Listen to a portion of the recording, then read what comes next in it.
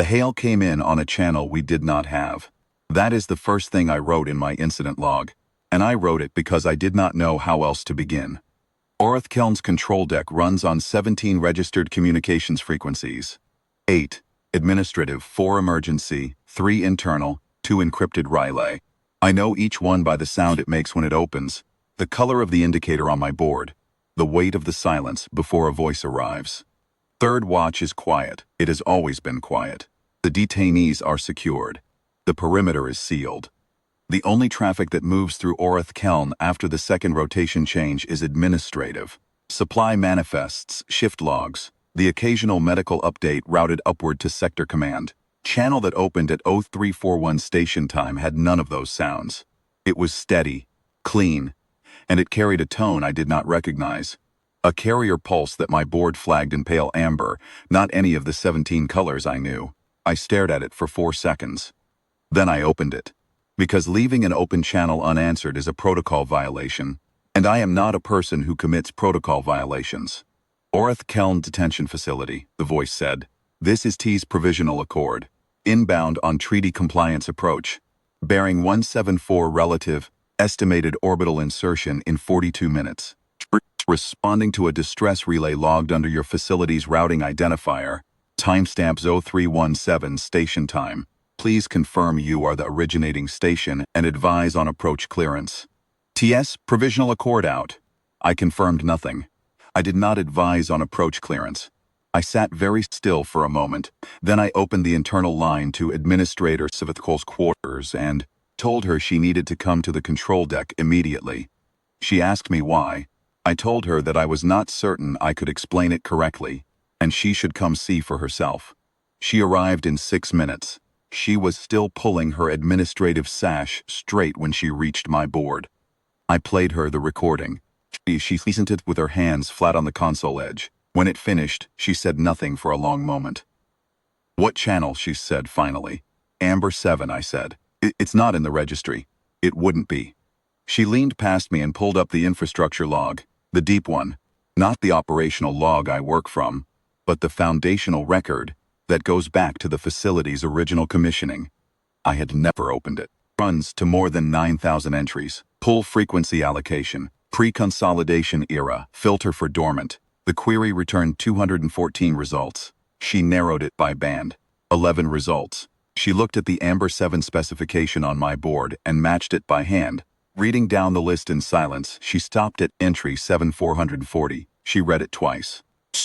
Then, she sent up and folded her hands and looked at the tactical screen, where Provisional Accord's transponder had just appeared, a clean green point at the upper edge of the display, bearing 174 relative, exactly as stated.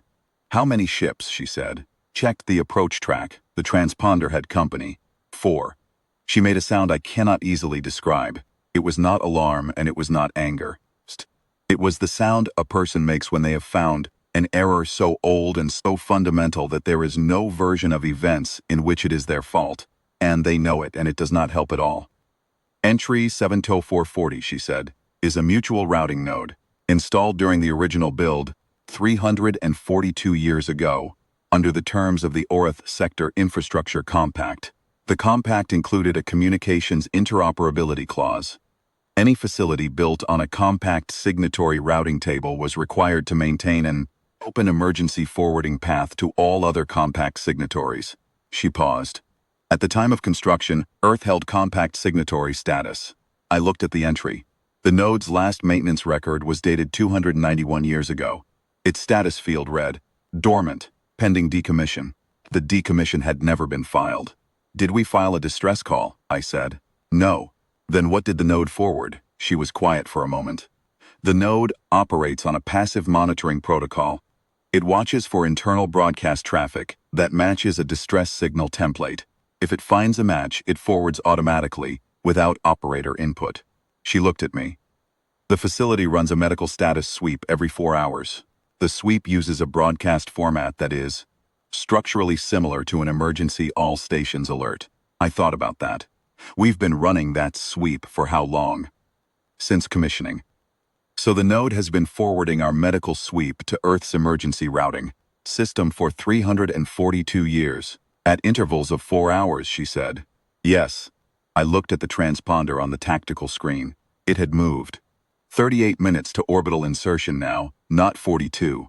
The 3 accompanying vessels had resolved into distinct tracks. One of them was large, longer than the other 2. My identification query returned a hull class I had never processed before. Hospital vessel.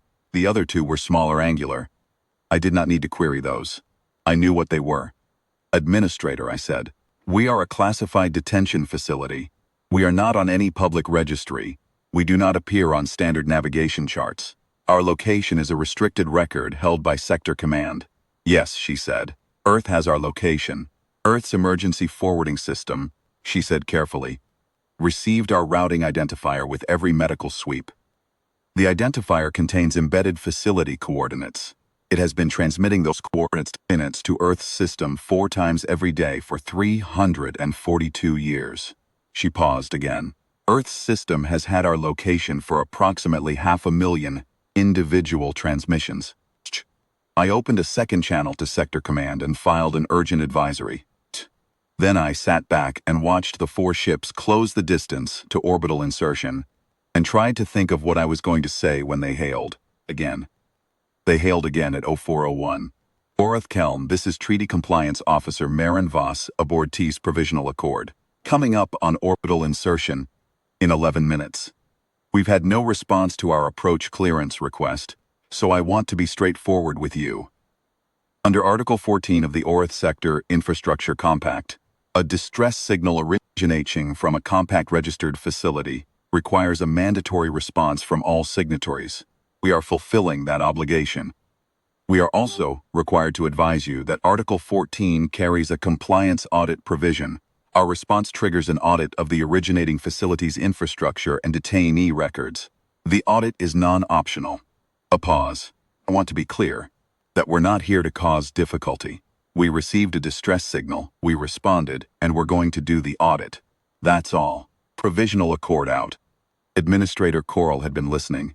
She reached past me and opened the response channel herself. Test provisional accord, she said. This is Administrator Seveth Coral, Orth Kelm Facility Director. We acknowledge your approach. Be advised that Orth Kelm is a classified detention facility operating under Sector Command Authority.